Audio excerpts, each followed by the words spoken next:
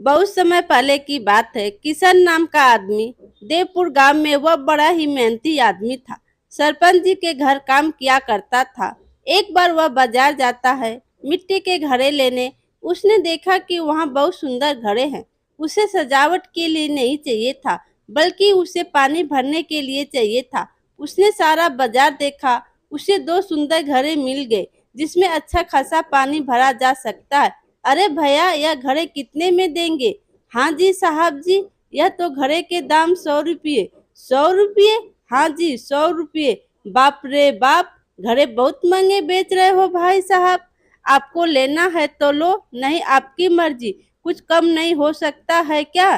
ठीक है, आपके लिए 10 रुपया कम कर देता हूँ। 90 रुपया दे दो।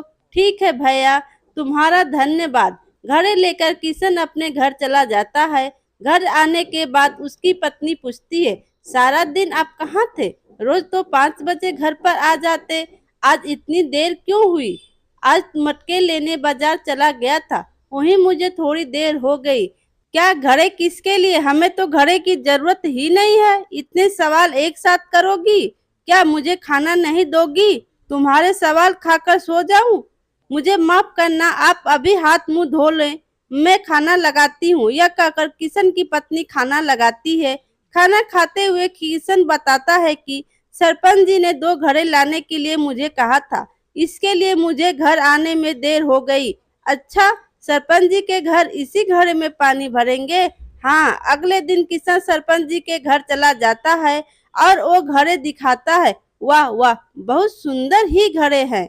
तुम रोज पानी इसी में ले आना। जी सरपंच जी।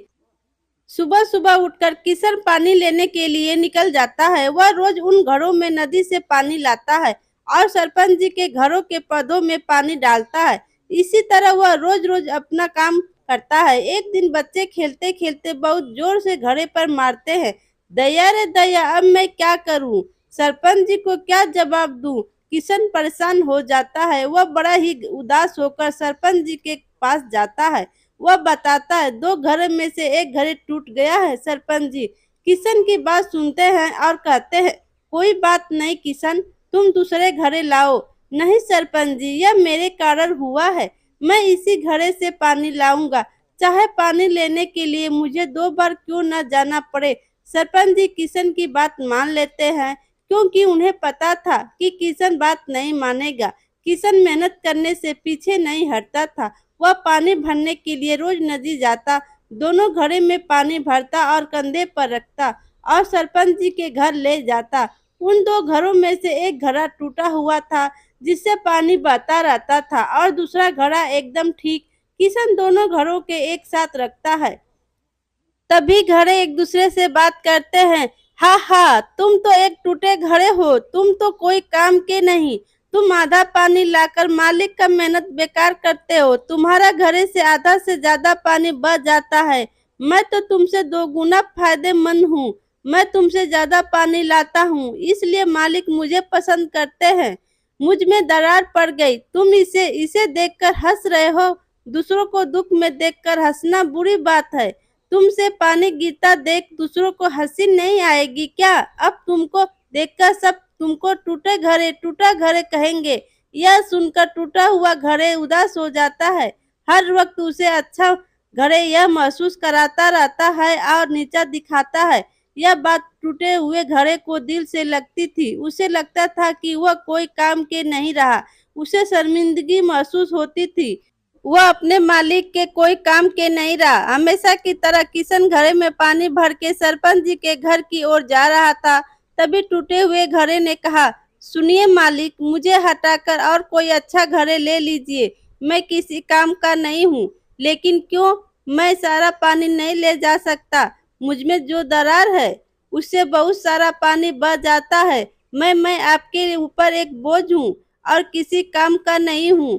तुम सिर्फ अपनी बुराई ही देख रहे हो, लेकिन मैं तुम्हारे बुराई के पीछे छिपे अच्छाई देख रहा हूँ। इसलिए मुझे तुम्हारे में कभी कोई कमी नहीं देखनी पड़ी। कभी कमी नहीं देखनी पड़ी। तुम्हें ऐसा क्यों लगता है कि तुम मेरे किसी काम के नहीं हो? तुमने ही मेरी बहुत मदद की है, पर वो कैसे? हर रोज जब मैं नदी से वापस आता हूँ तो तुम्हारा आधा पानी जमीन पर गिरता है, जिससे वहाँ के फूल अच्छे से उग रहे हैं। कैसे तुम अपने आप को नकारा समझते हो? इन सब में कैसे आपकी मदद हुई मालिक? उसे मैं बाजार में बेचकर कुछ पैसे कमा लेता हूँ, जिससे मुझे फायदा होता है। यह सब तुम्हारे कारण ही हो पाया है, इसलिए अपने आप को किसी से कम मत समझो। मुझे पता नहीं था ऐसे काम आ सकता हूँ। अच्छे घड़ा को अपनी गलती पर एहसास होता है और टूटे हुए घड़े से माफी मांगता है। मुझे माफ कर दो मेरे दोस्त, मैंने तुम्हारा दिल दुखाया। मुझे तुम्हारी कमजोरी पर मजाक नहीं उड़ाना चाहिए था। मैं अपनी गलती पर शर्मिंदा हूँ, मुझे माफ कर दो। चलो ठीक है, तुमने अपनी गलती मान ली। हर व्यक्ति में अच्छाई और बुराई होती है। हमें दूसरों में से अच्छाई देखनी चाहिए और बुराई को छोड़ देनी चाहिए, तभी हम जीवन में खुश रह सकते हैं। मेरे प्यारे दोस्तों, कहानी अच्छी लगी हो तो लाइक कीजिए और अपने दोस्तों में शेयर कीजिए और चैनल पर नए हो तो चैनल को सब्सक्राइब कीजिए। Thank you.